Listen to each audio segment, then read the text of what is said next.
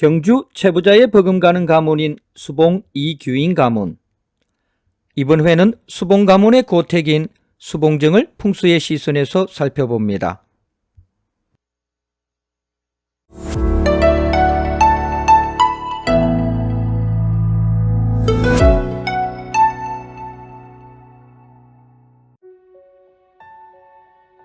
경주 최부자 가문은 영남을 대표하는 만석군이자 노블레스 오블리주의 전형으로 익히 알려져 있습니다.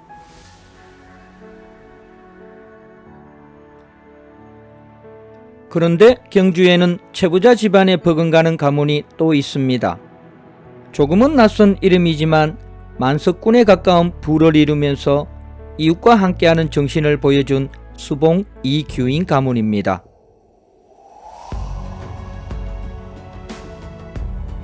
그 전진기지는 외동읍 괴능리의 수봉정입니다.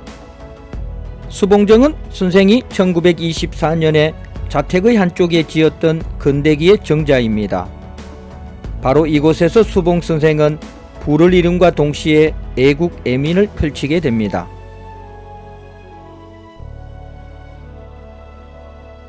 우리나라 전통 고택에서 주택의 한켠에 정자가 딸린 경우는 드물지 않습니다. 이 경우 대부분 정자 고유의 시작과 유식이 주 용도였지요.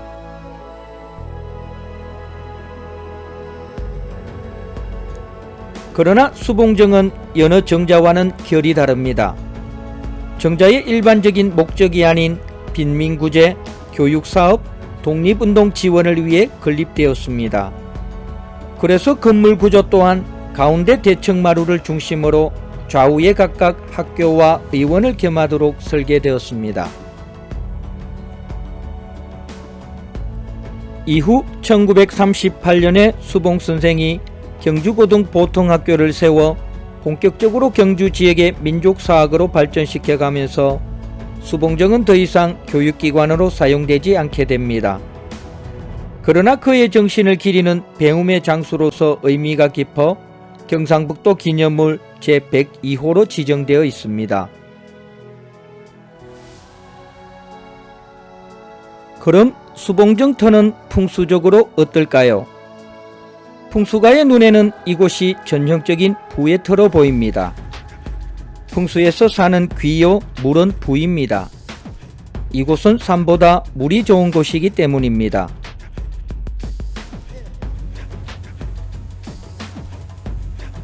수봉정에서 가장 중요한 물은 집 앞을 좌에서 우로 흐르는 물입니다. 물의 반원지는 감산사 가기 전 작은 골짜기로 그리 멀지 않습니다. 그만큼 많은 재물을 모을 수 없는 지형이지요.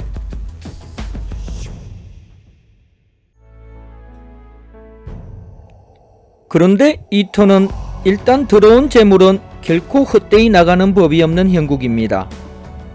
무엇이 이 터를 그렇게 만들까요?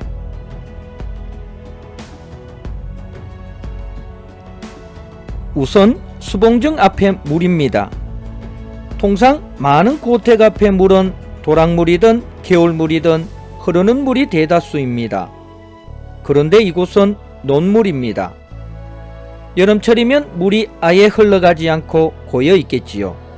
그만큼 재물이 빠져나갈 일이 적습니다.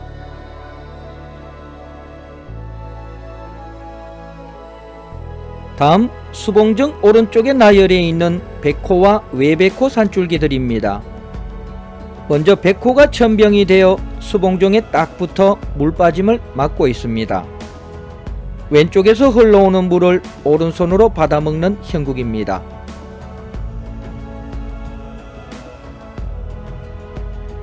그런데 백호가 하나도 모자라 3개씩이나 있습니다. 백호를 필두로 그 밖으로 외백호 2줄기가 다시 물빠짐을 막고 있는 것입니다.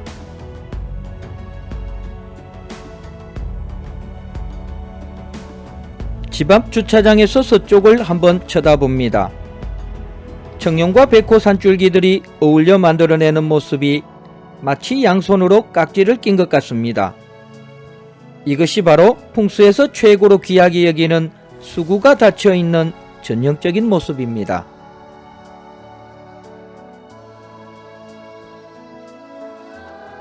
대미는 수구가 장식합니다. 남북으로 뻗은 두 개의 산이 서로 시름 삿발을 잡고 있는 마냥 엇갈려 있습니다. 그만큼 물이 곧장 빠져나가지 못하고 완전히 꺾여 돌아나가게 되지요. 산 말단부에는 수구 사이인 제법 큰 바위 하나가 버티며 마지막까지 재물을 단속하는 모습입니다.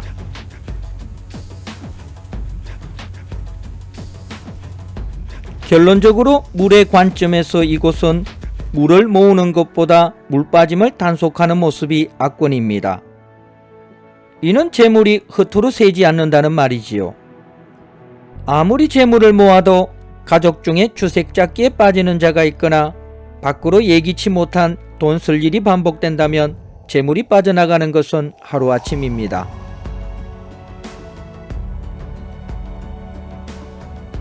단 재물이 새지 않는 것이 재물을 쓰지 않는 것과 똑같은 말은 아닙니다. 재물을 쓰되 가려 쓰는 것이 중요하겠지요. 그것이 가문을 넘어 애국애민으로 쓰인다면 그야말로 재물이 허투루 새지 않는 노블레스 오블리주의 참모습이 아니겠습니까?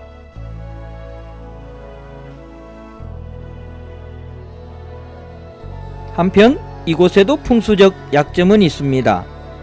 뒤가 흑열합니다. 하필 북쪽이라 겨울바람에 그대로 노출되지요. 수봉정 건립 당시 2층이었다가 1953년에 단층으로 고친 이유가 집안 침하였다고 하지만 풍수가의 눈에는 바람 문제가 더 커 보입니다.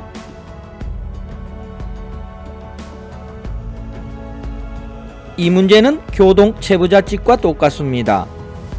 그래서 채부자 가문은 집 뒤에 비보숲을 조성했고 후손에게도 숲의 보존을 명했던 것입니다. 이곳은 과거 비보숲이 있었는지 알 수 없습니다. 수봉정에 걸려있는 건립 당시의 사진으로는 없었던 듯합니다. 다행히 집 뒤에는 걸레 심은 것으로 보이는 소나무군이 있습니다.